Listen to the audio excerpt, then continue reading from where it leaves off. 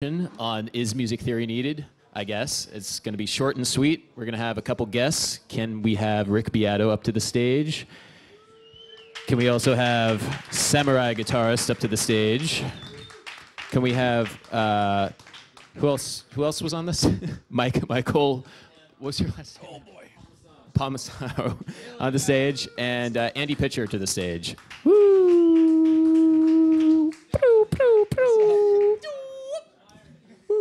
So, the name of the talk is Music Theory Needed if you just want to play and write music? No. Okay, we're done. All right, we're done. All right, good. Okay, so I think we're just going to go around and just come up with a couple longer form responses to that. Maybe, Rick, you can start off on that. And feel free to be as contrarian as you'd like.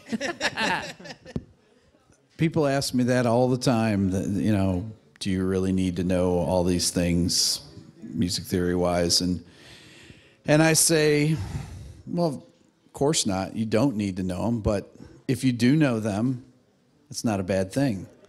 As a matter of fact, you can, you use music theory. I was talking about this with Adam earlier. I always say music theory is just a way to talk about music without an instrument. When you have an instrument, you can just demonstrate it. But if you're talking about a C major chord, I say C major, you say, I don't know what that is. I say, well, it's C, E, and G played together in any combination. Okay, well, that's music theory. It can be that simple, or it could be something much more complex than that. But it's just a way to discuss music, essentially. I mean, that's it in a nutshell. Like tonight, we're about to play a bunch of tunes that, you know, maybe one person on the stage knows and the rest of us have to follow. And so we're talking to each other, say, what are we going to play? It's like, oh, well, that song, it's, you know, it's a chromatic walk up to B flat minor 7 and then E flat 9. And so you just know that, all right, B flat Dorian, hang on the 6 and follow, look for the changes. If you can communicate that way, you just, you know, you don't have to solely rely on your ear. And I think when you do a lot of working, whether it's gigging or writing or whatever, if you can take educated guesses and remove a lot of just the guessing out of it, you'll land on your feet more often than not. I mean, I guess there's not a ton to add to that. I think when people think of music theory, they think of just one simple thing, and they say, oh, well, Hendrix didn't know theory, or Wes Montgomery didn't know theory, but they had a theory, like some sort of theory. And while you might not necessarily need the traditional music theory, you need something to work from, or else you're just going in there blind and crossing your fingers and hoping it works. Yeah, Andy. Thank you. Thank you. I agree with that. And it's really interesting to see a lot of like really accomplished people talk about their own theories. Like Holdsworth has a pretty hilarious video series where he talks about all these things he's developed that make no sense. Yeah. But I do think a lot of those thoughts are kind of related to, is music theory important to perform, but not to write music. I feel like that's kind of different than is just as important to talk about, you know? But when you're in private, that doesn't really matter as much. You know, knowing like if you can communicate to someone else, it is useful later. But I think in the inception, it's important to have a way to maybe organize it. But I'm curious as to like thoughts on, I don't know, like, did you write music before you knew music theory? Like, for anyone? Yeah. Yeah, I mean, you brought up Holdsworth, and Holdsworth is, you know, brilliant guitar player, and you would think from the music that he makes, he's the theory master of all masters, because he can master any sound and can solo over any sound and create masterful works of art on it. And he's the weirdest. I was talking to my buddy Evan Marion, and he talked about this instance where Alan Holdsworth came up with the master chord voicing. He's like, you can play any note over this chord. It's like, what is the chord? I don't know. It's the shape. It's the master voicing.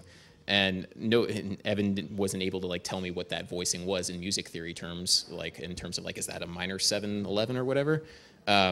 It's just a as long as you know the sound of it, and that's kind of like the thing, is theory is about assigning a name to a sound, and it helps to have a common lingua franca to like name things to sounds, but if you invent your own version of that, that's fine too. You know, oh, sorry. Yeah. I interviewed after Alan Holdsworth died, I interviewed some of the people from his band. I interviewed Gary Husband, who played drums with him on many of his records. And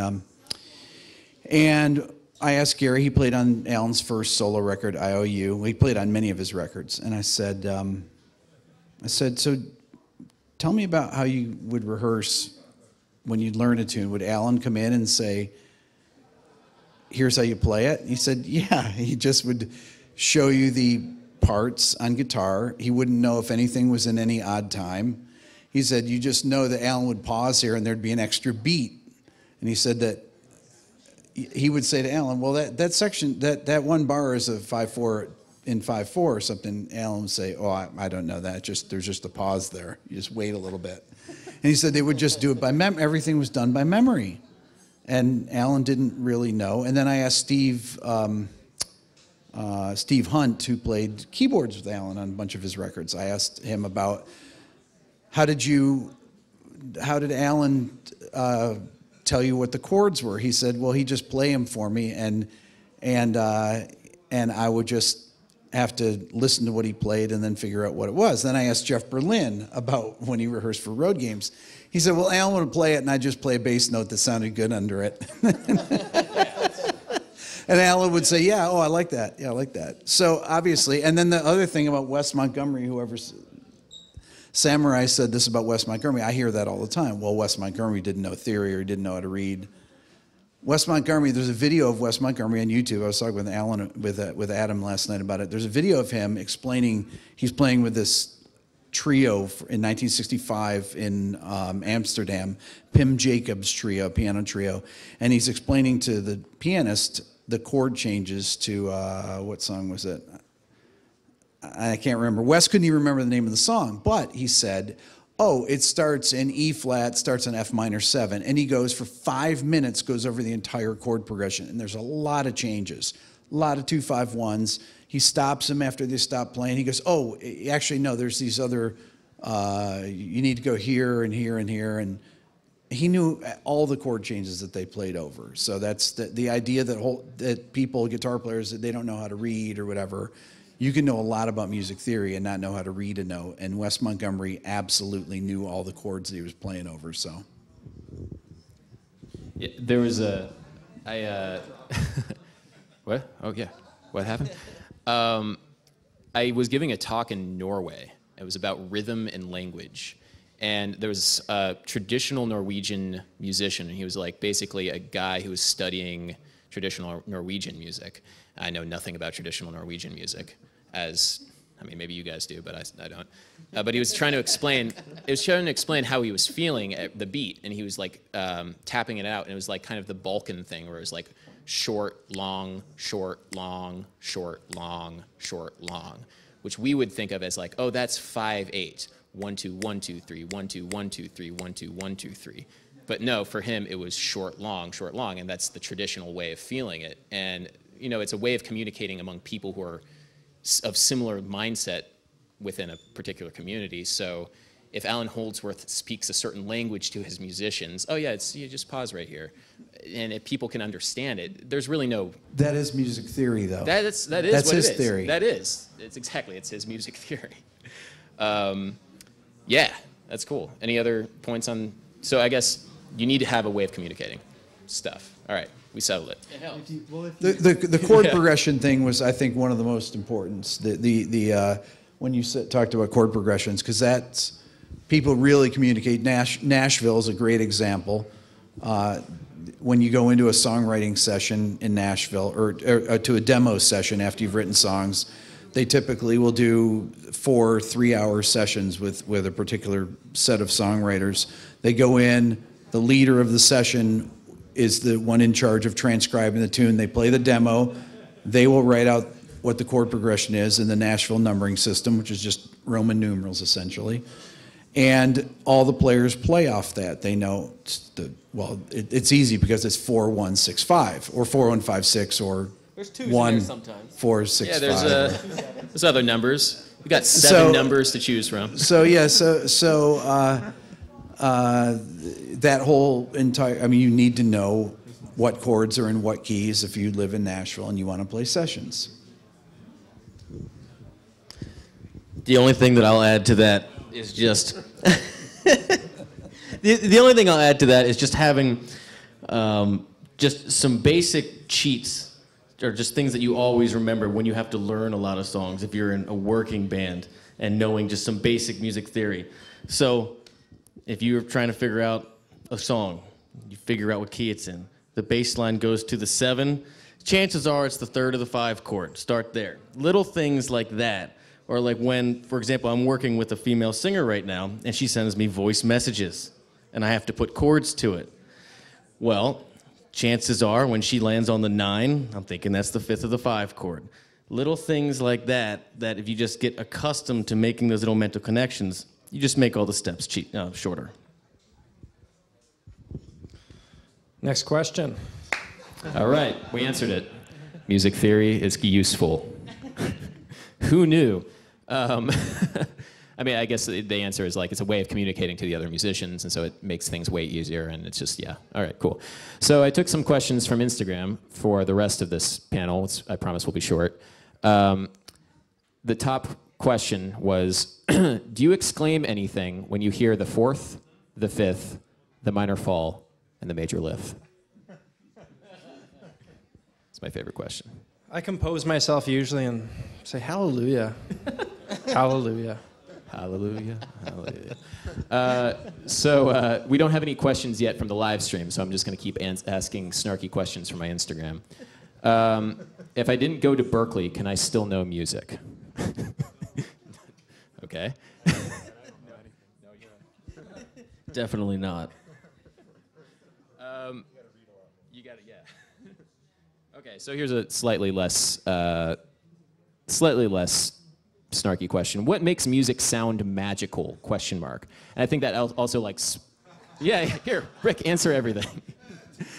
Too much.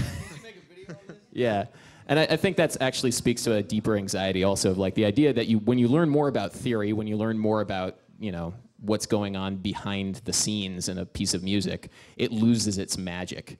And I think if I can editorialize a little bit, I've never known a scientist to not see the mystery and excitement in nature, and that's one of the fun things about like following scientists on Twitter. I fully recommend you do this because they are the most excitable human beings on the planet, and they'll get so nerdily excited about the dumbest things, and it's so fantastic. And I feed off of that energy because that makes me feel so much more excited about what it is I do, even though it has nothing to do with music on that literal level. And they know things about the world in such an atomistic, like, very serious detail. And the mystery hasn't left because they know more things.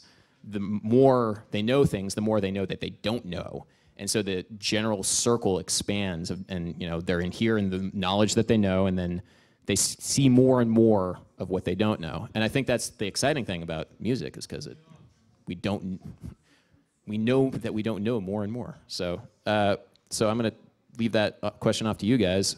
What makes music sound magical?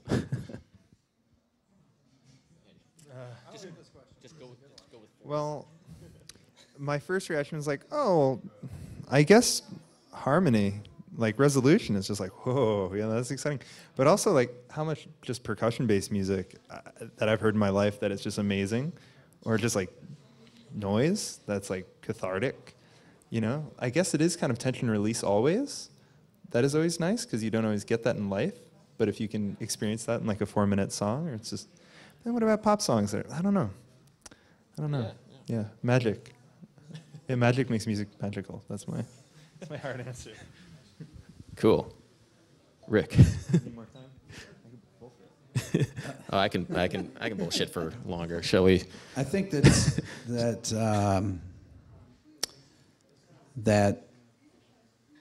the magic is that people can feel something just from listening to sounds that are organized in a certain way. That's the real magic that everybody here is here because they're all musicians, and music means something different to everyone in here. I like really weird music. I like really simple music too. Can you put that on my gravestone? I like weird music. I like simple music. Well, I'll make a video. I make videos.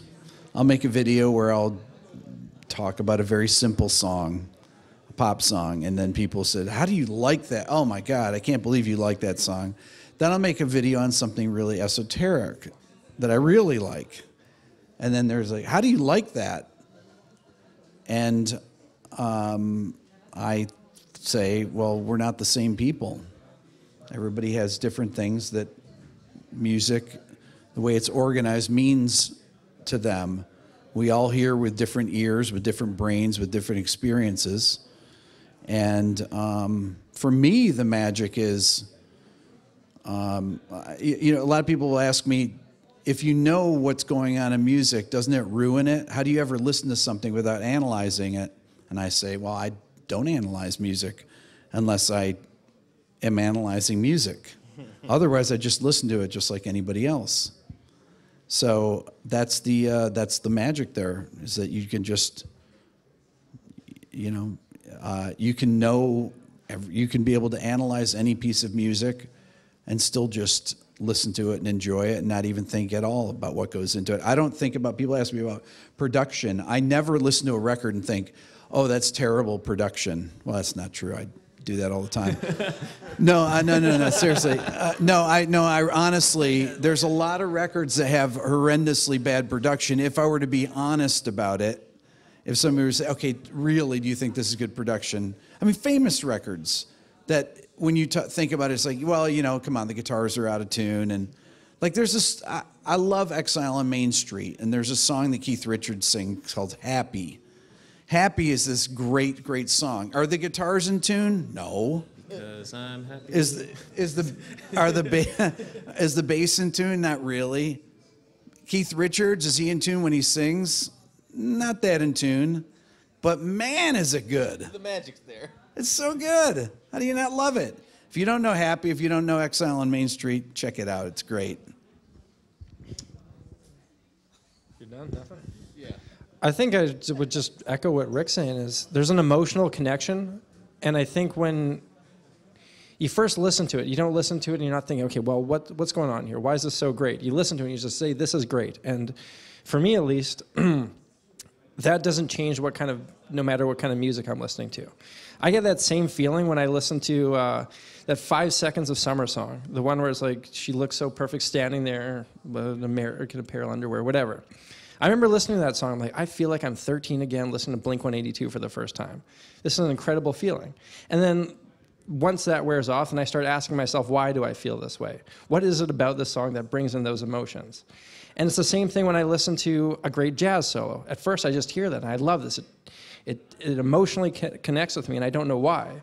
But then I ask myself, okay, well, what's so cool about this? And maybe I analyze the solo, and I see some melodic ideas and stuff like that. But what really makes it magical was the first thing that just said, this is so cool. That connection, that emotional connection. And then deconstructing that magic is great, and then you can take that and try to incorporate it in your own music. But to me, the magic is truly in that thing when you hear something, you don't know why it's great at first, but for whatever reason, it's magic and it's amazing. Next question. Oh, yeah, sure. You got it, bud. Actually, these just look like the most comfortable chairs in the place. So I'm going to sit here. I just want to say that music is magic. And when you listen to music, you time travel. You hear a song, it reminds you of your first kiss. You hear a song, it reminds you of your first, I don't know, baseball game. Your first everything. So, and there's something about that piece of music that is unexplainable, but it's magic.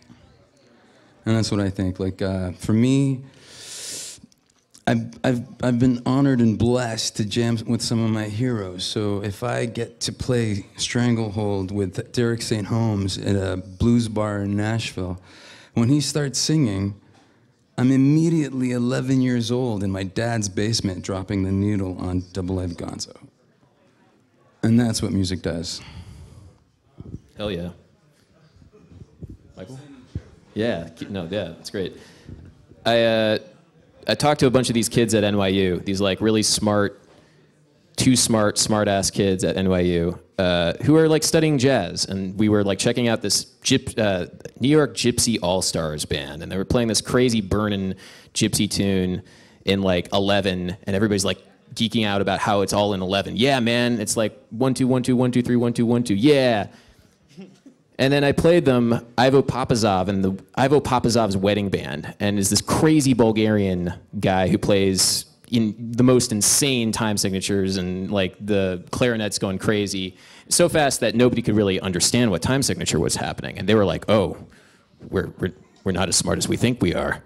Oh no!" And then I started playing them some like crazy atonal, microtonal, easily Blackwood etudes, and all of a sudden they had no idea what they were hearing.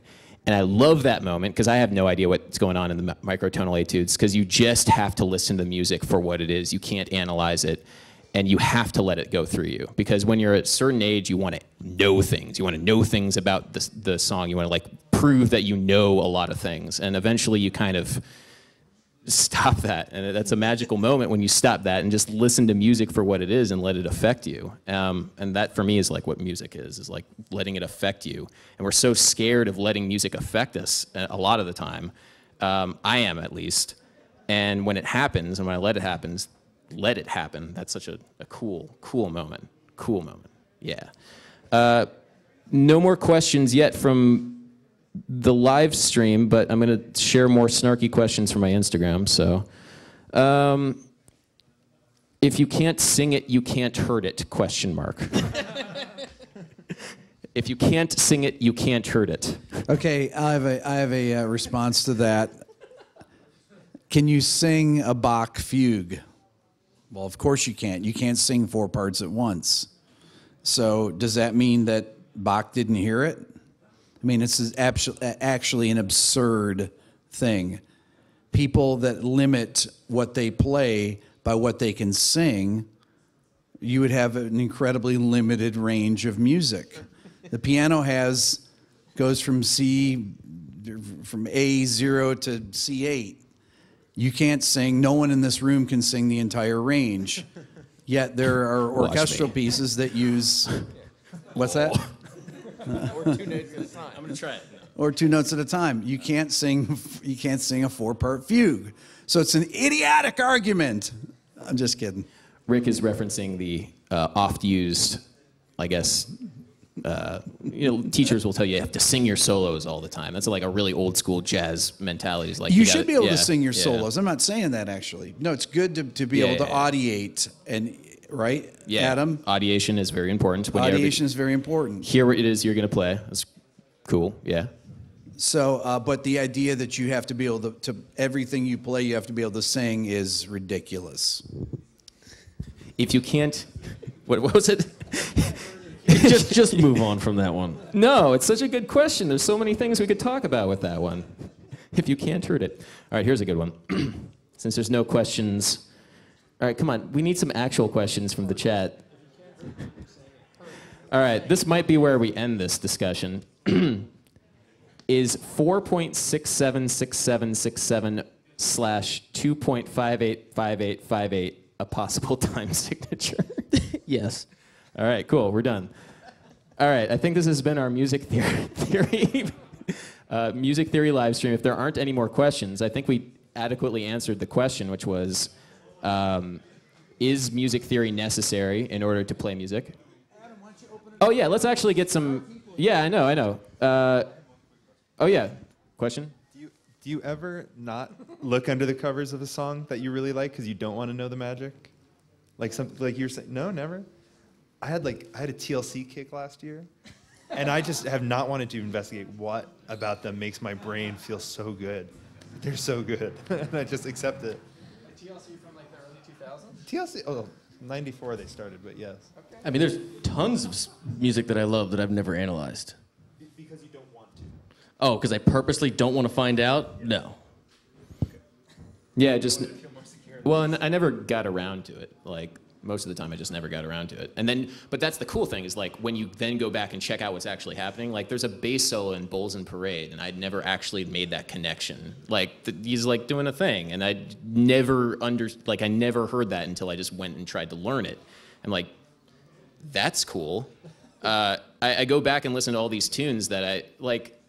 In the one chord in Crawling by Linkin Park is a 1 major. It's like 1 major, flat 6, flat 3, flat 7. I never knew that, and that's cool. That's a modal interchange from the parallel major. Oh, that's cool. And then I made that connection later in life, but that was music that like really was connected with me when I was a kid. And yeah, it's exciting to like relearn things about stuff that you dug. Does anybody have any comments on this in the audience? On theory and does it matter? All right, go for it.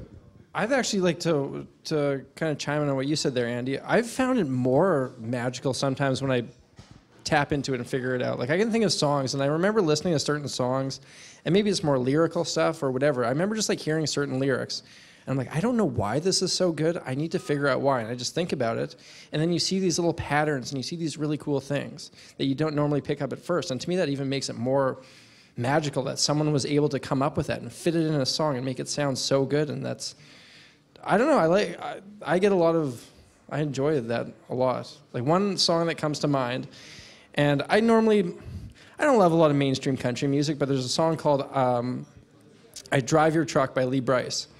And I remember listening to that song, and I'm like, okay, truck, another song about a truck, here we go. But I remember listening, I'm like, why do I like this so much? And it clicked that they're telling a story about such a cliched idea, this idea of a truck in country music, but they're presenting it in a way that hasn't been done before, and then just like slight little lyrical twists and tricks, and that's why it's so good. And when I figured that out, I was like, oh, this isn't just a song about a truck. This is doing something that makes it even more magical. The song I Love You by Cole Porter was written specifically on a challenge to see how many times you could say I love you in a song without it feeling cliche. And the brilliant part about it, and this is one of the only things that you can do by analyzing it, is the phrase I love you is always on a descending major seventh. And that's a very difficult thing to sing. I'm not going to try and sing it, but it's always on a descending major seventh, and it's a song about how hard it is to say the words I love you. And it's always on a descending major seventh. So I mean, that's the thing, is like you can only figure out these things if you go in and try and analyze them. And once you make that connection, it's like, oh, that's cool.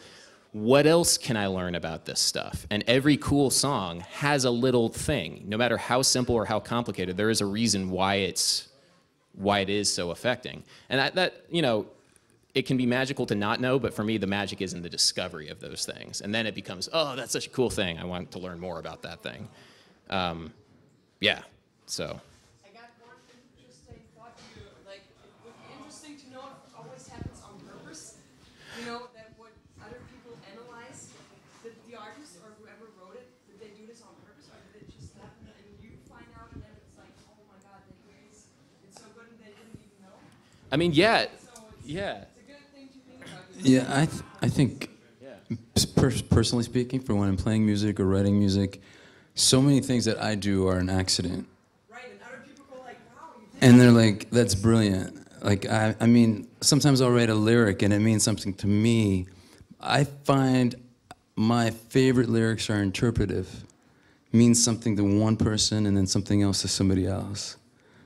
Which is, I think, another beautiful thing about music and another beautiful thing about creating. And when I do clinics and stuff and people want to know about songwriting, I'm like, everything's been said.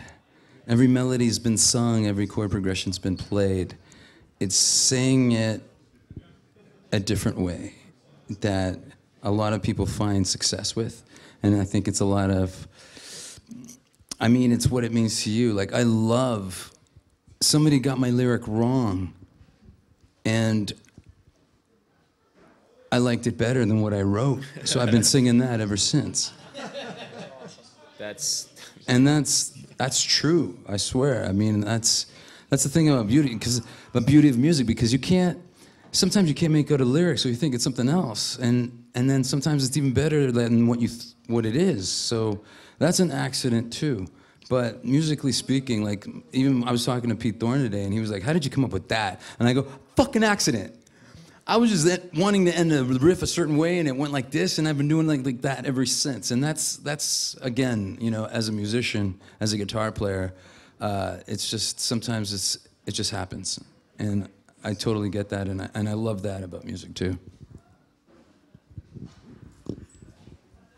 Yeah, I mean, well, the idea of like, it kind of doesn't matter if it was intended or not, because it's there, and then people will be affected by it whether or not somebody was consciously thinking of doing one thing or another. I think that's, yeah. When I'm making a video about something, you know, I made a video on a Nirvana song a few weeks ago, and I preemptively say this in the video.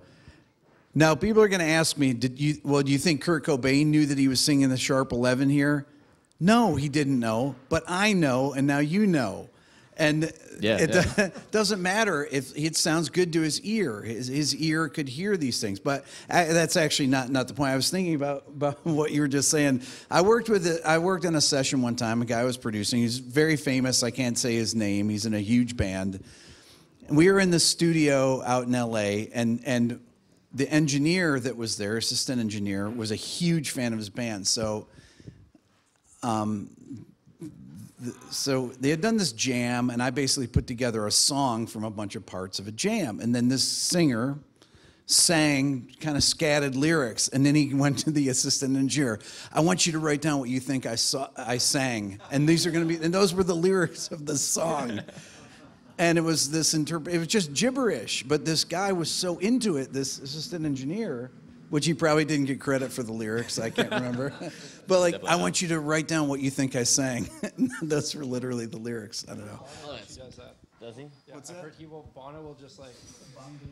Bono will just like scat songs and just like see what feels natural. Most people actually do. Yeah, and then just like puts in and says, way, "Oh, yeah. I use these syllables here. Now I need to figure out some consonants to put on them." Coming up with lyrics, not somebody singing the Yeah. Or like studio, right? Yes. I'll add something to this. I think it really just comes down to, as a musician, if you play it safe all the time, or if you have a commitment to being unpredictable and going for it, and see if you come up with something really good that you otherwise wouldn't. And I think that most of us, you know, the longer we play, the more comfortable we are with taking chances, and the more you do that, the more you land on your feet and play stuff that you otherwise wouldn't. And so I think it's just a commitment, you know, to being aggressive that way. I have a question from Jamie Lewis, who is right there, and he just wrote in on the thing. So Jamie asks, do you think music theory should be taught before you learn how to play your instrument, during or after you can play? At the same time. At the same time, it'd be nice, or not. It'd be nice to pick it up. Yeah, or no.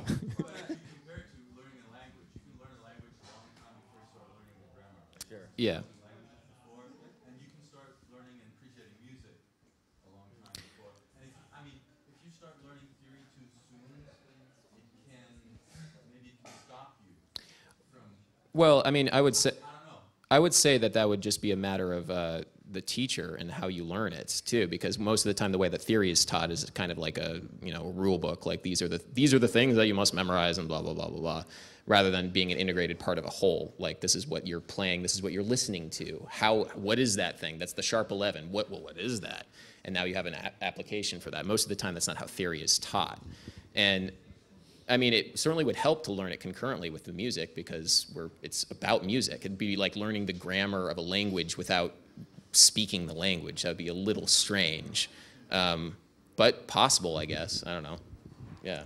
When my son has a pretty good ear for music, and when he was a little kid, I realized he has perfect pitch, and I realized that he had this, and so after I taught him the names of the notes in 5 minutes, it literally took that long because he had it already, even though he didn't know the names of the notes. So I said, "This is Star Wars note is B flat, Superman note is G." So he's like, "Okay, I got this." So then the next week, I started playing. "Oh, can you hear 2 notes at once?" "Yeah." "No, how about 3 notes? How about 4 notes?" "Yeah." So I said, "Okay, so this chord here is G minor, it's called, G, B flat, D, okay? All right, got that. C major, C, E, G. C augmented, C, E, G sharp. And I just started telling him chords like that. F suspended is F, B flat, C. Okay, I got that. And so anytime he heard something then, his brain just said, okay, I hear those notes. That collection of notes is called this. I said, it doesn't matter what order it is. And it doesn't have to be complex, the music theory. It's just like, these are what the chord names are. They're just like words. You know, like some have four letters, some have 3 letters, some have 8 letters. And if you teach kids these things, they can understand them. Kids can actually remember these things. You don't overwhelm them, but you just kind of gradually teach them these things as they're learning. And then it becomes like a language in that way, I think, personally. Was your son also learning an instrument, or were you only teaching him these tools? I let him improvise on the piano. He would improvise and we'd listen to it, and that was it. He had no technique or anything. He wasn't taking any lessons, but he would play on the piano all the time. And that was it. But I encouraged him to improvise. I think that's the best way for kids to learn, is just to let them sit down and see wherever their fingers go or wherever their ears take them. Because what you don't want to do is you don't want to stifle kids' creativity by getting, I think, really structured lessons. For the most part, turns kids off to music early on. And everybody here probably took piano lessons and quit when they were kids, you know. I didn't, but I'm Rick Beato. I didn't get piano lessons. We didn't even own a piano. We got a piano my parents bought a piano the day I went to college, and my brother was the only one. We had 7 kids, and they couldn't afford a piano, you know. So he learned how to play the piano. Oh, yeah, yeah. Yeah, I think that's a really great conversation that we're having about theory and when you start introducing theory. Because, I mean, I come from the Victor Wooten school in the world where music is a language. So you start talking instead of learning how to say certain things. So that's why when you're a kid, you get to name things whatever you want to name them. You get to name your bottle Baba. Nobody says, no, say bottle. Right now. It's not what it is. That is great advice. You know, so we give them that freedom to express, because that's what music really is. And we're sitting here talking about theory and analyzing it. But I think sometimes we forget that we're fans of the feeling and fans of the music.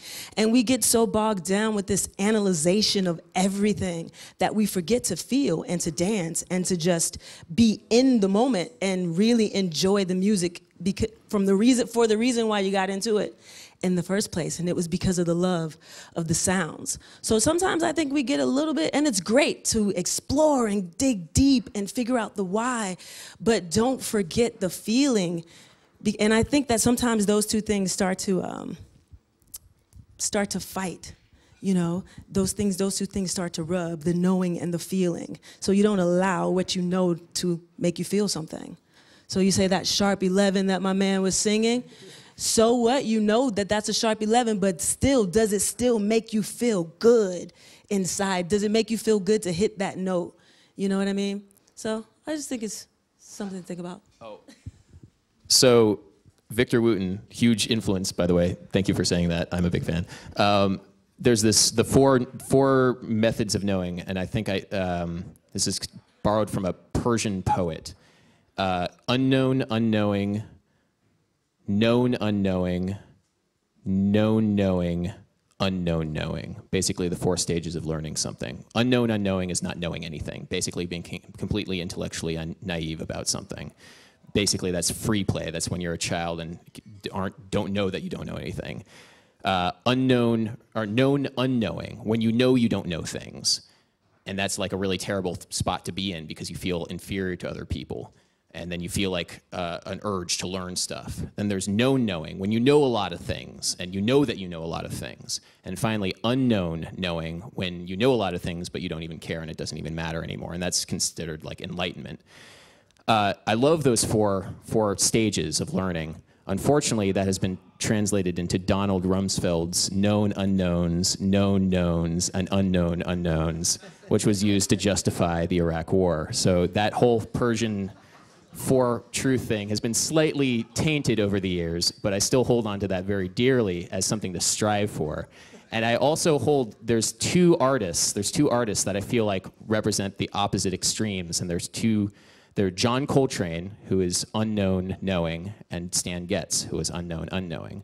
Stan Getz didn't know any theory, and he played purely by ear, and he had the most lovely tenor saxophone sound of all time.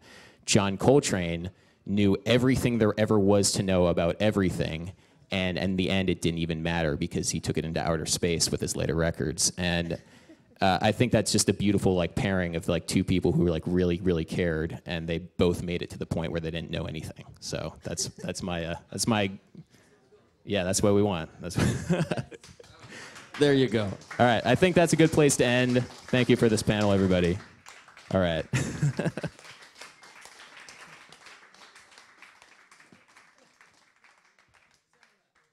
All right, now we got a jam, I think.